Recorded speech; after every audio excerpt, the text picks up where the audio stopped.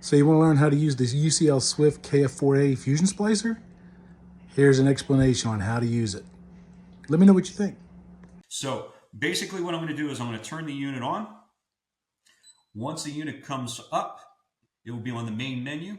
That main menu, I have it already set for a straight splice with single mode of glass and a 45 millimeter heat shrink, and I'm using 900 micron fiber. So basically what I'm going to do is bring in my 900 micron holders. I'll place the fiber within the holder with it extending about an inch. I'm going to open up the thermal stripper.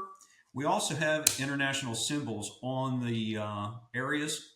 We have one line here, one line here. We have two lines here. We do not have a button for the cleaver because the cleaver is a standalone. It has nothing to do with the software. But we have 3 lines for the fusion area and also 4 lines for the heater. So once I turn that on, I can place it into the thermal stripper. I close those doors. 2 seconds later, the magic happens.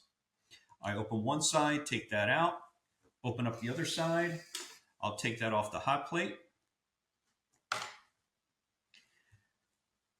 I'll take our alcohol that's on the machine with our no-link cloth, clean that off, place it into the cleaver. We also have a trash bin that will collect the shards, so no more shards on the table. Place it into the fusion area on the alignment pins. I'll do the same thing to the other side.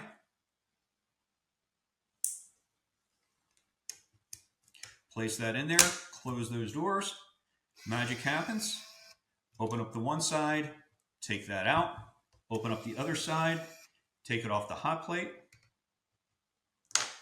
Take our no-link cloth again, clean that fiber off. And you only have to clean it just to get the residue off, and it's squeaky clean. Place it into the fusion area. Now, what I did not do, because I don't have 3,000 feet of cable, I have my heat shrink that I should have put on the cable first. If you do not do this, you will have to redo it. So you always prep your cable first. Once that's there, what I can do is I close the wind cover. It's going to self-align. Now I have it at a pause so I can see my cleave angles. So my cleave angle on my right side is 0.2. My left side is 0.3. Both sides are not going to always be equal, but they are a small difference, and it will correct it when it fuses. Anything in green is going to be good. If the cleave angle is bad, it will show up in red as opposed to green. That's why I like to see it prior to fusing it. So if one side's bad, I only have to redo one side as opposed to redoing both sides. Once that's done, all you have to do is hit the start button, 3 lines here, 3 lines here. It will fuse. dB loss will be on the lower left-hand side. And we have a 0.01 dB loss. We're going to average 0.02. Once that's done, we're going to do a tensile strength test. We're going to do a 2 Newton pull. Fiber is real strong. When you pull it this way, when you go up and down, left or right, all bets are off and it's going to snap. So we want to test that. We're going to do a 2 Newton pull on that fiber just to make sure it's secure. So I'm going to open this up. You'll see it start down here with the arc or the test. And once you can also look inside the fusion area and watch it pull that fiber. So we're going to do the tensile string test.